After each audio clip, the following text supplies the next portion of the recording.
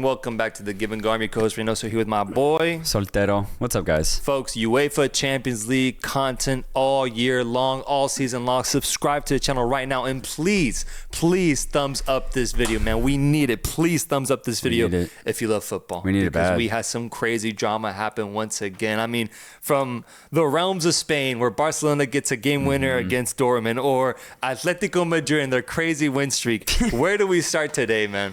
I want to start with Barcelona. I really do, because I think realistically, Dortmund should have had 6 goals. Oh, dude. 6, 7, 8. I don't give a shit, man. Just finish your chances. Graz. Oh, my God. I think all the goals he scored last year are just staying in the past because they just haven't been there realistically this year for Dortmund, especially when they've needed him. And then Sabitzer had a really big chance. I think it was Schlotterbeck at the end, at the very death with Pascal Gross on that free kick. Couldn't put it on target. And Barcelona do get the win, but I don't want to say there's really anything good here from Barcelona, because if this was a truly good team in Dortmund that finished their chances, I don't think Barcelona win this match, bro. This game was so interesting, bro. I mean, Ferran Torres ends up being the savior for Barcelona, man. Ferran Torres for Ballon d'Or, man, after this performance. This guy is like the Spanish Uriel Antuna, dude, every time I watch him, because I've been so anti-Ferran Torres football for so long. But these past 2 games, he's actually scored a goal in the league and now gets a brace here to save Barcelona in this match. And, bro, the goals he scored, man, some classic Ferran Torres goals, with the rebound goal where he's at the right place at the right time. But then that second one where Lamine Yamal feeds him in a beautiful timed ball, and he takes a terrible touch, man. I'm not even trying to hate. It's a terrible touch. He has to wait for the ball to get back to him. But then the finish was really, really good, man. Ferran Torres on his Ballon d'Or campaign now. But incredible to see him score that goal and ultimately give Barcelona the lead, because, yes, they were able to score 3 goals with Rafinha getting on the board as well. But, dude, the flaws that we've been seeing, the concerns that we've had about their defense continue, dude. Yeah. It's wide open back there. Yeah. Wide open. And like you said, Dortmund got 2 today. Could have been more. Yeah, and that's why I think overall this performance is a net negative. Points-wise, sure, it's a great result, but dude, the defense hasn't fixed itself whatsoever. The line's so high. It's so high, and it's clearly still getting exposed. And I just wonder what it's really going to take for Flick to make changes at the back, man, because it still hasn't really gotten better in the league either. So for Barcelona, I think this is just more of a waiting game to see, can they get back on a true winning streak playing the same style of football? I'm just not so sure, bro. I'm really not. Can't the same kind of be said for Dortmund, though, too? Absolutely. Their defense was really open. Terrible. As well. When the game was 2-2, I mean, it was wide open for both sides. Like, it was just back and forth football. And Barcelona was already kind of hinting at being able to score a counter-attacking goal, because they had 2 or 3 previous chances before that third Ferran Torres goal where they were getting close just off the counter. Yeah. I think Dortmund is equally as open, which made for a great game, but I think both these teams have flaws in the back line. Yeah, I see this literally as the opposite of Madrid-Atalanta, where that was a net positive for both sides. This one I think is a net negative. If you're a coach of either side, you're like, okay, shit, like, we have problems defensively that are going to get exposed against better sides. And for Barcelona, it's been getting exposed for the last month. And for Dortmund, this has just kind of also been them, honestly, for 10 years. They've always had kind of just lackluster defenses when you really need them to show up. Their offense, though, I love it. I mean, it's so risk-taking. It's exhilarating to watch. They should have had so much more goals today. But Barcelona's offense, it too, is very fun to watch. It's fantastic. All 3 finishes today from Barcelona were beautiful, drilled shots. So I have nothing critical to say about either offense, but you're not going to win trophies with either of these defenses. Dude, that second goal that Dortmund scored was a complete giveaway from the Barca midfield into, I think it was Sabitzer's path, who then hands it off to Girassi, and it's a wide open net, slots it into the back of it. Like, that goal right there really worries me, man. Like, that's a bad mistake, dude. Yeah. Bad mistake after what was already a mistake in that first goal, too. And that's the thing. That first goal, where's your mentality? Where is it, Cubarsí? Like, and I know he's a fantastic defender. I'm not going to say anything other than that, but that was a really bad giveaway. Yeah. Really bad. There was no need to have any sort of contact in that situation. Let Girassi, who's not finishing at all, like, go for it. So yeah, there's some really weird mental issues defensively going for Barcelona, and they have not been fixed. Still though, Barcelona ends the year of 2024 in the Champions League in second place. 5 wins, only 1 loss, and 3 points behind the one and only Liverpool, whereas Dortmund is currently in 9th place, right outside the automatic qualification zone. Results-wise, Barcelona is doing their job, man. 100%. Yeah. Their offense, I think, is one of the best in Europe. I'd say top 5. I could even take arguments of top 3. Their offense is insane. Again, that last beautiful cheeky ball from Lamine Yamal, truly not many players can do that or have the execution level that Yamal has. That's what Barcelona have. And when you have Rafinha in this form, bro, the best form of his life, Barcelona are very, very deadly. If they can just fix their defense, man, they're title contenders. Absolutely. And let's keep it here with the Spanish teams, because it's not 8, it's not 9. Apparently, 10 straight wins for Atleti, my friend. 10, baby. 10. And for the first time in 9 years. Yeah, I saw it. This is one of Simeone's best runs ever with the club. Ever.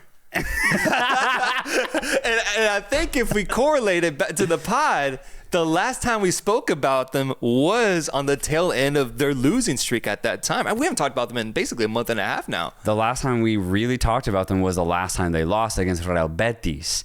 Now here's the thing, and I want to go through this. It's time, yeah. All right, so one win. The first one against Vic. I think it's a 4th division side. Okay. All right. All right, Las Palmas, bottom 3. Yeah. All right. PSG.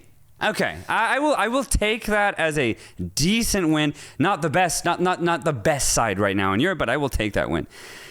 Mallorca mid-table. I'll also take that one. I'll take that. So that's two good ones. You should win that, yeah. Alaves bottom table. Yeah. Right. All right. We're at 5 right now. That's 5 wins right now in a row? Yes, that's 5 wins right now. Okay, damn. So I'd say out of those 5, 2 good ones. Yeah. All right. Sparta Prague, easy. Valladolid, bottom of the table. Casereno, another 3rd division side, bro. All right, so still only 2 good we're wins. At 8 now. Sevilla, even though that game was crazy match, also bottom table, bro. Mm-hmm. Bottom. And then today, Slovan Bratislava, bottom feeders, bro. No, literally bottom feeders. So, the worst team in the Champions League. I can only count 2 good teams that we beat. 2. The rest, we should win those games. You look at our squad and we look at the squad of our opponents, we should be winning them. Now, here's the good news. We are, right? And I'm very happy. I'm very thankful. And I think the biggest positive I can get out of these victories is that Julian Alvarez has found his form. Not just for Atletico, but just for himself in general, because no matter what system he's playing in, I do think Alvarez is one of the best strikers in the world right now, and he's showcasing that right now for Atletico Madrid. I mean, the finish today against Slovan Bratislava, ridiculous. Yeah. An absolute banger of a goal. He just looks up, he's 20 yards out, and he picks his spot. Yeah. It's a beautiful finish.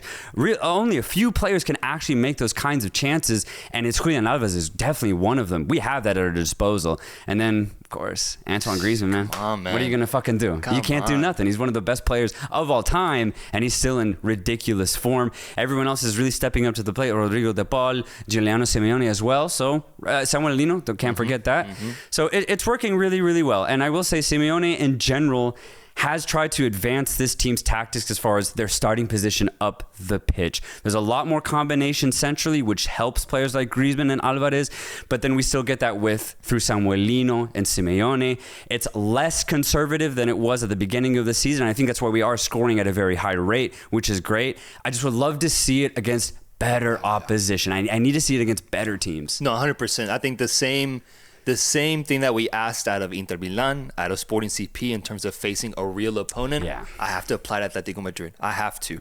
Right? We'll give credit to Atletico Madrid that early on this season, I kind of had this feeling that this team would take a while to truly gel together with all the transfers that y'all got. You wouldn't see the best version of Atletico until later on in the season. I think that even though these have been weaker teams, we're seeing a better version now than what existed in the first 2 months of the season. I think that's a positive. My question now is, how high can this team punch? I need to see them face off against a really good Champions League team or, Real Madrid, Barcelona, and La Liga to get a true indication of where they stand now. But I mean, in these 10 games, I think they've scored 30 goals. I think offensively, it's what stood out to me the most. Like, Atleti, at least I didn't expect them to be these, 4 or 5 goals a game type of team. But so far, they've actually been that with the performances from Julian Alvarez and Griezmann just playing his classic old self. So overall, really, really good from Atletico. I just want to see it against a good team. Yeah, agreed, man. And those are going to be really exciting for me, man. They're going to be nail biters, man. We should be getting that on December 21st against Barcelona. Away from home. That's a huge indicator of where Atletico are going to be at realistically. Can we contain Barcelona's elite offense while still playing this more loose offense that we're applying ourselves? Yeah. I wonder. Yeah, and I mean, there's a chance, though, if say you get that result against Barcelona, you win. You win next week against Getafe. You beat Marbella FC in the Copa del Rey. Then you have Osasuna. Then you have Leganés. Damn. There's a chance Atleti gets 15 in a row, but they gotta beat Barca. Barca's the hurdle here. That's the major hurdle. After that's Leverkusen in the Champions League. That will be a good test for sure. Gonna be great. Sure. If we keep looking at the scores that happened today, I mean, the one that just stands out to me right after these first 2 results I pointed out, Juve 2, Manchester City 0. It's a continuation of a complete downfall of a club that we're seeing under the reign of Pep Guardiola. And now the Italians, Juventus, get their chance to have their moment in front of their fans to defeat a big-name club like Manchester City and not just beat them, but dominate them in that second half and honestly deserve the 3 points. Yeah, hell of a second half from Juventus. In general, I think this game went exactly how Juve wanted it to go. They're very conservative, so they're very happy to have their opponent have a lot of the ball. Juve is comfortable in deep-lying defensive postures, man. And with City in the form that they're at right now, this actually worked out even better than I think Juve expected it to, because City's weak right now. Defensively, they're leaking goals left and right.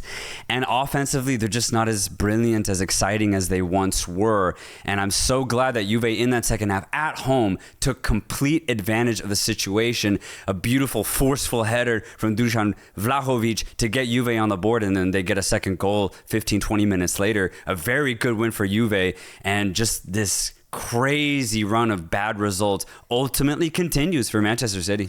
I'm not used to seeing a big club have a downfall like this where basically anybody that goes up against them gets to have their moment. Bournemouth got theirs against Manchester City. Like at the worst of what I've seen from Real Madrid, Barcelona, I mean even Liverpool, like there are still results where they somewhat had respectable performances, and this is Manchester City on a world tour of depression right now. They're just getting taken over every single time, bro, and it's going really bad because it's rare for me to watch the City game, see them go down 2-0, and actually not expect them to get back into the match. If anything, this is one of the first times I felt that feeling where the moment McKinney, shout out, scored that second beautiful goal, game was done.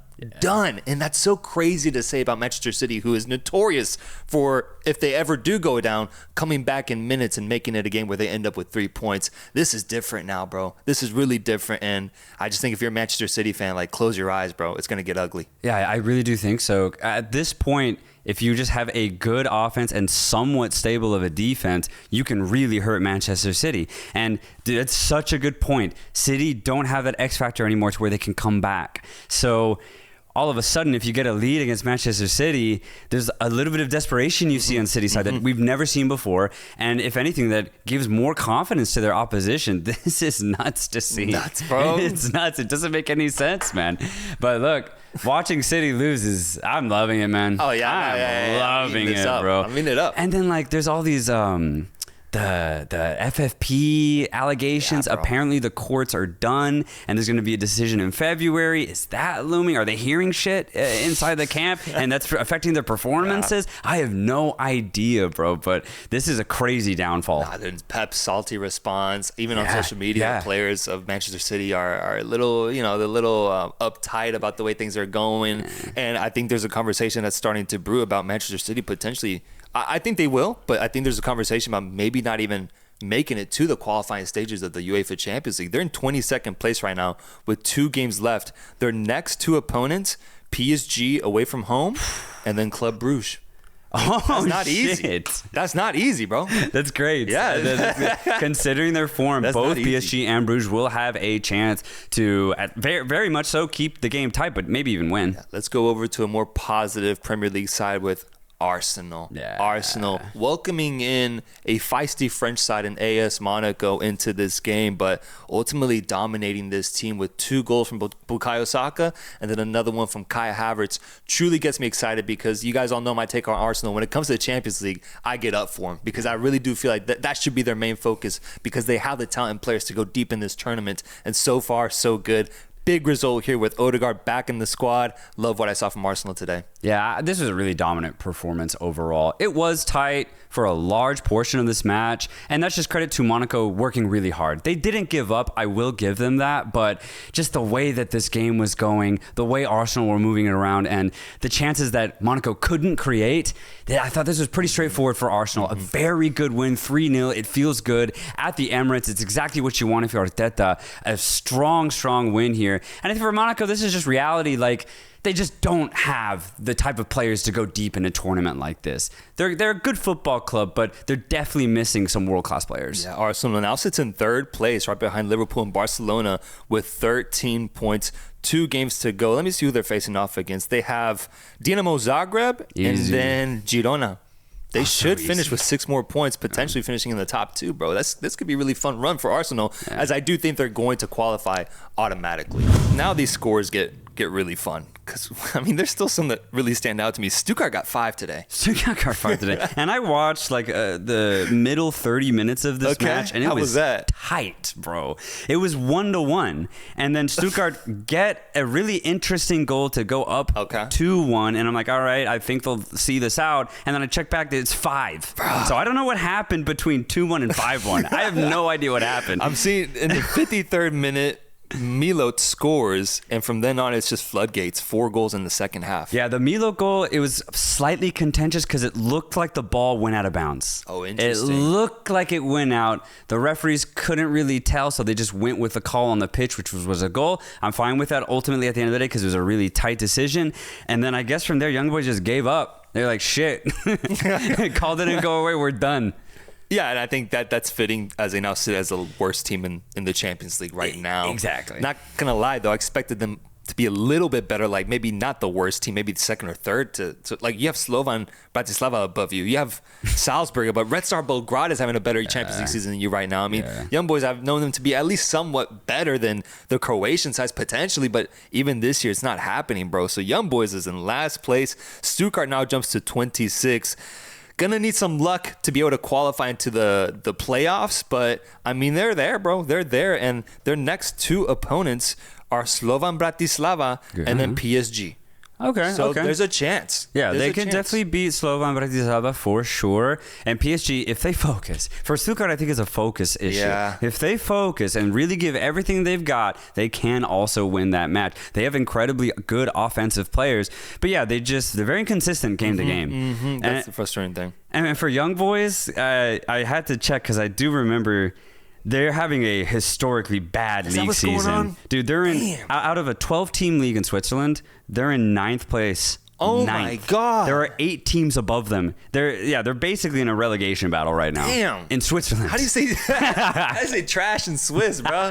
God damn. Bad, bro. Bad. I wonder what happened. I wonder what went wrong. Did they lose players? I mean, I don't know any notable players that came from Young Boys this offseason. I know they just had a lot of injuries defensively, but I guess that really affected them, and they just haven't been able to bounce back. Impacted them, bro. Yeah. My goodness. Feyenoord winning 4-2 against Sparta Prague. I mean, this was one of those games where within the first 20, 30 minutes, they went up quick. 2-0. It was over with goals from Igor Paixão, Musa, Santi Jimenez getting on the board as well. Yeah. So good to see. Looks like they pretty much dominated Sparta Prague as they now remain in 18th place, 10 points. Looking comfortable in the sense of qualifying through the playoff system. So Feyenoord getting 3 points here, whereas Sparta Prague, 28th place, 4 points behind the qualifying zone. Yeah, this is a good result for Feyenoord. That Haj Musa goal, brilliant. The curler, right? The curler, yeah. Brilliant goal. And it's good to see Feyenoord because this is when they're at their best, when they're just pure offense, scoring goals so freely. I just hope they get a fair draw in the next stage. Yeah. If they do that, I think they can be really entertaining. But I mean, realistically, I just don't see Feyenoord doing anything crazy. But yeah, Sparta Prague, Yeah. That's kind of how it goes with them, That's bro. the thing. That's the problem. Milan ends up getting a victory in what looked like a tight match for 90 minutes until Tammy Abraham scores the winner for them in the 87th minute. A tight game against Red Star Belgrade, man. Yeah, real tight game. It's ultimately comes down to a very scrappy goal too. I think it was off of a corner kick. Ball bobbles in the box. Abraham's there to clean it up at the death of this match. So it's 2-1. Yeah, but for Milan, I think we've been kind of saying this for the last month. Like, Milan have good players. That goal from Rafael, ridiculous. A beautiful ball from the center of the pitch. Leo takes one touch and then he drills it. But their game management is terrible. We have been saying this since mid-October. Milan have no game management. If you size up to AC Milan, you will find yourself in a very tight match. And no Christian Pulisic until January. By the way, I just think this is the reality of Milan. They have good players, but ultimately, I just don't think they're that good of a team. Whether that's down to management or the players themselves, I think we'll see at the end of the season. I get really surprised by their place in the standings, man. 12th place, 4 wins somehow. I swear they only won 2 so far in the Champions League, bro. Yeah, they've gotten lucky. They've gotten lucky a couple of times. The game against Bruges was pretty lucky in my opinion, and then the game today, honestly, it was a very, very scrappy goal. I do think they're lucky to get the win. Yeah, I'm not seeing it for Milan. I haven't been seeing it this whole year, if I'm being honest. Yeah, I wish Pulisic had a little bit better, bro, and Rafael was a little more consistent, maybe then offensively, but yeah, I think obviously they should be beating Red Star Belgrade. The fact that they were struggling this much to get that result until the latter stages of this game is, I think, a bad sign overall. Yeah. I think the French teams are interesting this year, man. I mean, obviously there's PSG, who I'm ruling out. I don't want anything to do with PSG. I don't like them this year. I think it's one of the worst PSG squads I've seen in recent memory. I'm ruling them out. But for the other ones, I actually really like them, man. Monaco, although they didn't get a good result today, has been fun to watch this whole Champions League campaign. Brest, we brought up yesterday as a team that could potentially qualify automatically, or at the very least will be a fun team to watch the entire way through. And now Lille, who sits in 8th place after a 3-2 victory over Sturm Graz in a game that Sturm Graz got back into after being down 2-0, but Lille puts on a show in front of their fans, just like Brest did yesterday, and gives them 3 points to be happy about. Dude, this game was fucking fire, man. I loved this match. The whole time I was just like, what the fuck is going on, man? Because the first 30 minutes, it was the most beautiful football I've seen a French team do in years, man. Lille were just passing it around Sturm Graz so freely. Buati was like doing pirouettes on the ball. Zagrava was just penetrating like it was nothing. David had really good combination plays. They weren't finishing though. But finally, once the floodgates opened, they got 2 beautiful goals, and Sturm Graz were just left in the dust, man. 2-0. I was like, damn, the way Lille are playing, they might go for 4, 5 in front of their home crowd. But in stoppage time of the first half, Sturm Graz scored an absolute screamer. Yeah. They get one back right before the halftime. And I will say, I like the Sturm Graz side.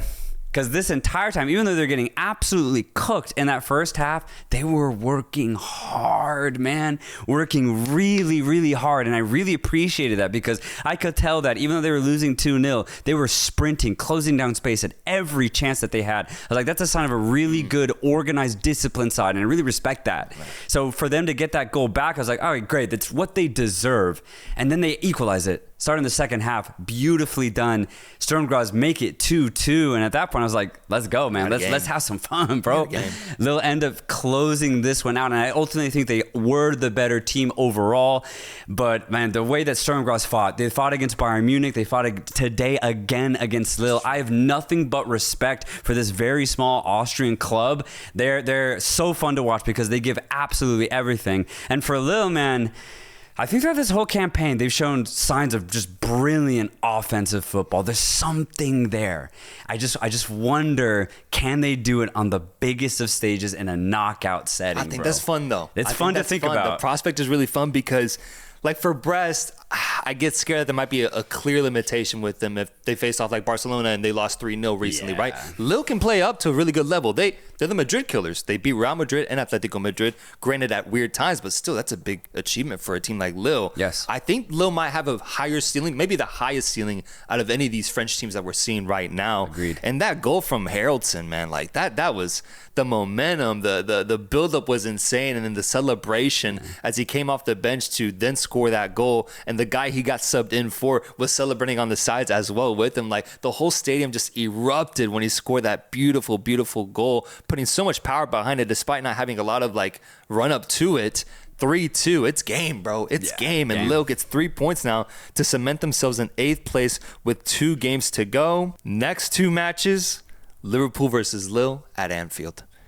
And then Lille versus Feyenoord. Dang.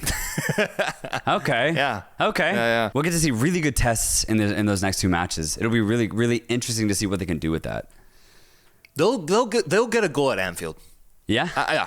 Yeah, I think I just saw it. Yeah. They'll get a goal at Anfield. I don't know if they win, but wouldn't be surprised if they drew Liverpool here. I'm going to say that now. We'll look back on this. I think this is going to be such a good test to see how dangerous Lille actually are.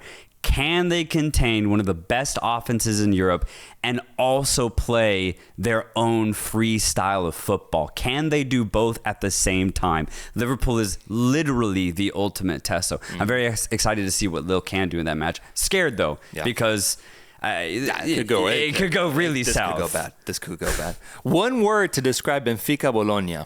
0-0. Fuck. This game was tight as hell, man. Yeah. Tight as hell. I will give credit to Bologna. They tried. They tried as hard as they could. In Portugal, it didn't really matter the aggressive atmosphere that the Benfica fans tried to give and impose upon them. Bologna played their football. Unfortunately, Bolognese football right now just, it isn't clicking. Yeah. Offensively, it's not clicking. Defensively, they did everything they could to keep Benfica out. And Benfica themselves, I just think, have showed their true colors over the last couple of matches in the Champions League. They're a well-organized side, but kind of similar to Bologna. I just don't think their offense is really, really that good. So you get 0-0. Yeah, for Bologna, I see them so similar in terms of what's happened to them this year as Girona and Stuttgart, where they were all incredible last year, but this year just losing pieces, unable to truly compete at the highest level that they were at last year. Still, though, we see good performances, or at least good effort from Bologna that I do applaud, because basically every time I see in the Champions League, like, they don't get blown over completely. They're trying out there. They're putting it in heart. They're trying to do something respectable, but they just don't have it to really, get a lead in this game and then control it.